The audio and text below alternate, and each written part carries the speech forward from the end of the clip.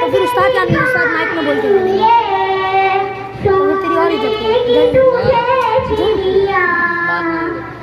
सबके सामने जनाने वाले वो बच्चे को तो लगा दिया अब दे जाते हैं।